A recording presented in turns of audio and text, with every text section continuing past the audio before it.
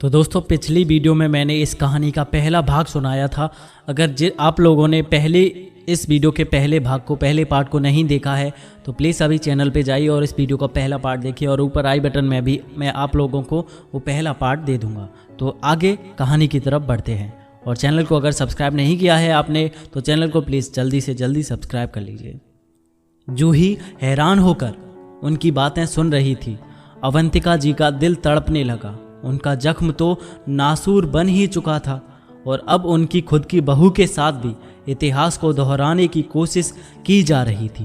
दादी सास ने आगे कहा, ये मेरा घर है, इस घर में मेरा राज चलेगा, और मेरे खिलाफ आवाज़ उठाने की कोशिश करोगी तो राहुल तुम दोनों की तरफ आंख उठाकर भी नहीं देखेगा। जूही को चुप रहना बर्दाश्त नहीं था। वह उठ खड़ी हुई और निर्भीक होकर दादी सास से बोली, लेकिन दादी जी, यह घर तो हमेशा से आपका ही है। हम तो आपको मान सम्मान देते ही हैं। क्या हम सब साथ मिलकर प्यार से नहीं रह सकते? दादी सास ने गरजते हुए कहा, चुप रह।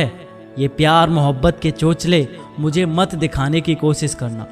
एक तो मेरे सीधे साधे राहुल को तूने फंसा लिया, न जाने कितने लड़कों के साथ संबंध रहे होंगे तुम्हारे। बेचारे राहुल की तो किस्मत ही खराब है जो ऐसी मुंह फट और बेशरम लड़की उसके पल्ले पड़ गई। तभी हॉल में राहुल की आवाज़ गूंजी। वो चीखते हुए बोला, बस दादी माँ, बस। ये सब आप क्या बोले जा रही हैं? राहुल को देखते ही दादी माँ का चेहरा सफ़ेद पड़ गया। राहुल को यकीन नहीं हो रहा था कि उसकी दादी ऐसी बातें भी कर सकती है। वह तो अपनी दादी को बचपन से माँ से भी ज़्यादा इज्जत और प्यार देता आया था।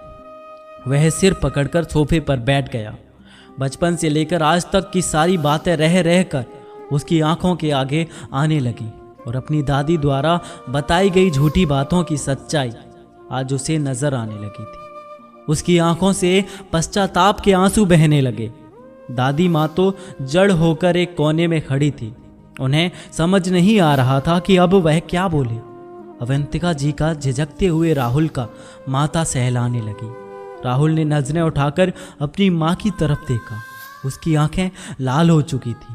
वो अपनी माँ के पैरों से लिपट गया और माफ़ी मांगते हुए बोला, मुझे माफ़ कर दो माँ। मैंने अपनी देवी जैसी माँ पर बहुत जुल्म किए हैं।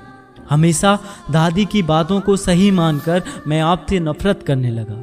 कभी आपकी इज्जत नहीं की और कभी आपकी बातों पर विश्वास भी नहीं किया। मुझे हमेशा दादी की झूठी बातें ही सच लगती थी, और वही गलती मैं जूही के साथ भी करने जा रहा था। अच्छा हुआ जो मेरा मोबाइल यहाँ छूट गया था और मैं उसे लेने के लिए वापस चला आया, नहीं तो मैं हमेशा गलतफहमी में ही रह जाता और जूही के साथ भी मेरा रिश्ता खराब हो जाता। उसने जूही की तरफ देखा और उससे भी माफ़ी मांगते हुए बोला, मुझे माफ़ कर दो। पति पत्नी के बीच का रिश्ता आपसी विश्वास पर टिका होता है, लेकिन मैंने तुम्हारा विश्वास न करने की गलती की। अवंतिका जी की आंखें सावन की तरह बरसने लगी। आज न जाने कितने सालों के बाद उन्हें बेटे का प्यार नसीब हुआ था। अपने बेटे से प्यार और सम्मान पाने की तो उम्मीद ही छोड़ दी थी उन्होंने प्यार से राहुल और जूही को गले लगा लिया। जूही को भी सुकून मिला कि राहुल सारी सच्चाई समझ गया। राहुल अपनी दादी से बोला, दादी माँ, आपने ऐसा क्यों किया? मैं आपका बहुत सम्मान करता था, लेकिन अब आपने वह सम्मान कहीं खो दिया। दादी माँ अब क्या कहती, सच्चाई सामने आते हैं। उनका गुरूर खत्म हो चुका था।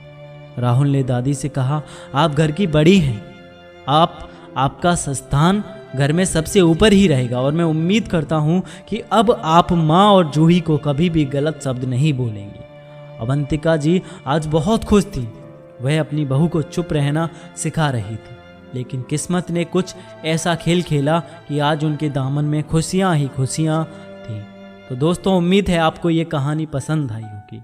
कहानी पसंद आई हो तो चैनल को सब्सक्राइब ज़रूर कीजिएगा, और आप लोग किस सिटी से बिलोंग करते हैं मुझे कमेंट बॉक्स में ज़रूर बताइएगा। चैनल को अगर सब्सक्राइब नहीं किया है तो प्लीज़ चैनल को सब्सक्राइब कर लीजिए, क्योंकि हमारे चैनल पर 2 लाख सब्सक्राइबर बहुत जल्द कंप्लीट होने वाले हैं। तो प्लीज़ चैनल को सब्सक्राइब कर दीजिए।